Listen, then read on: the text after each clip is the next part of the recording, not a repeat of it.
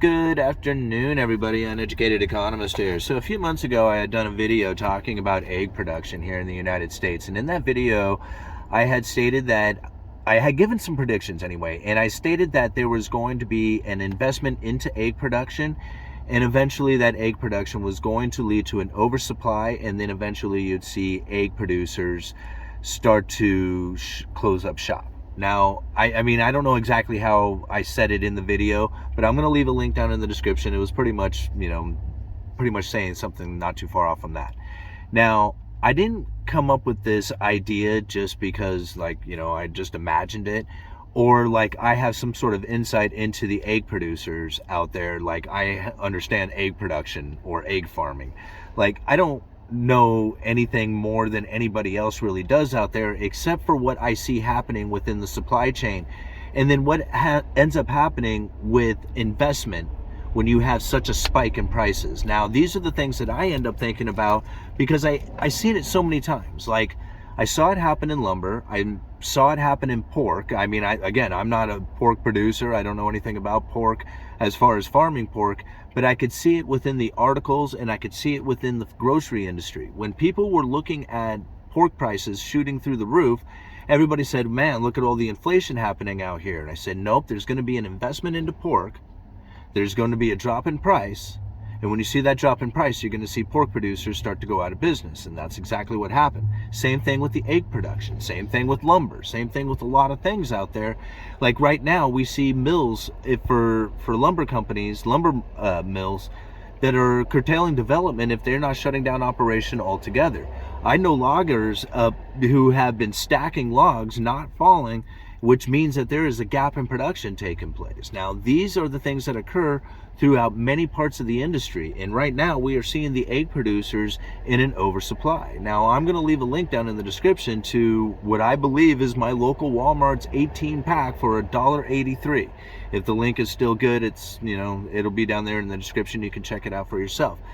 That is incredibly cheap. $1.83 for an 18-pack, not even a dozen, but an 18-pack of eggs.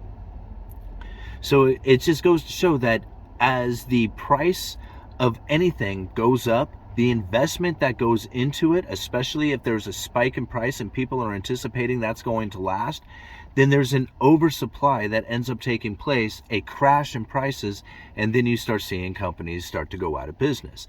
It happens over and over again. When you think about, like, even the article that I leave, it goes to show exactly how business ends up falling into this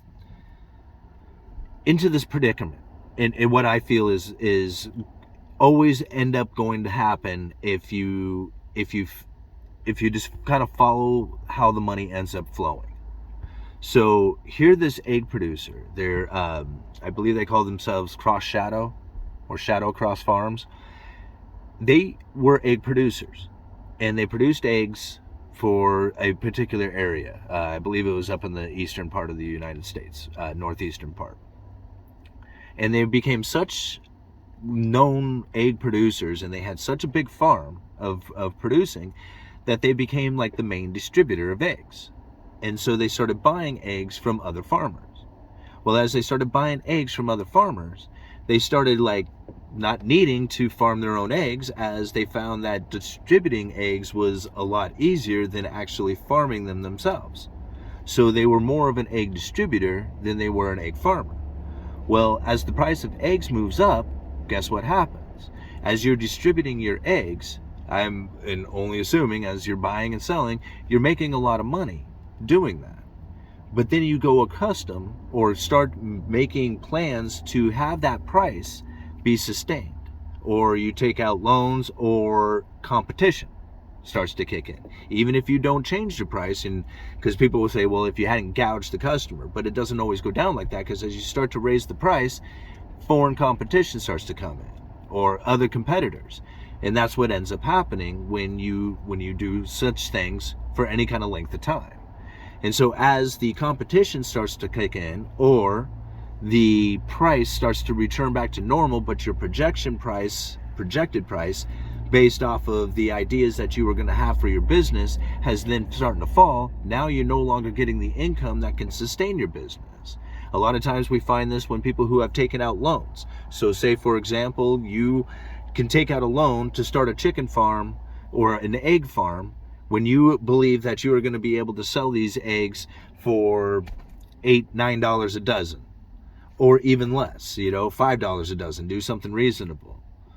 But then you realize that all these other egg producers out there are now also in the game and producing a lot of eggs, and now you can only sell your eggs for $3 or $4 a dozen. And even now, if you go to the Walmart here locally, you can get them for $1.83 a dozen, which doesn't seem reasonable, but yet this is what the advertisement says.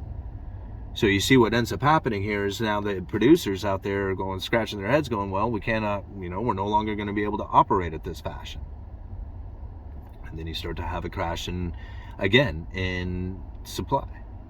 And these things happen over and over again.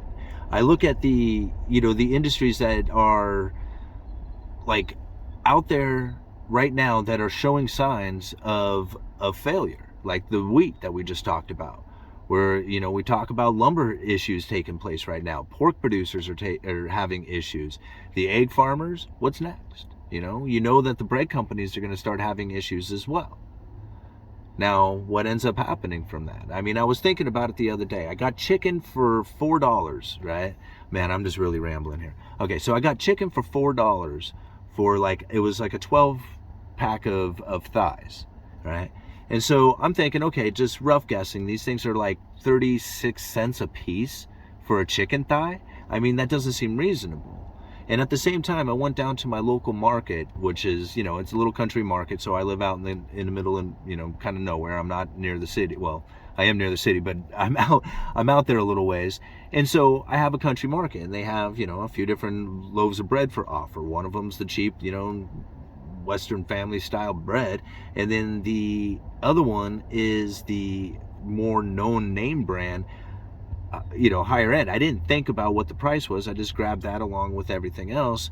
Well, when I paid for it, I was like, man, that was a lot. How much was that? It was $6.50 for a loaf of bread. I thought, man, that's really expensive. But I'm out here in the country market, 17 slices of bread, right? So I'm thinking, wow, it's almost the same price as a chicken thigh, one slice of bread.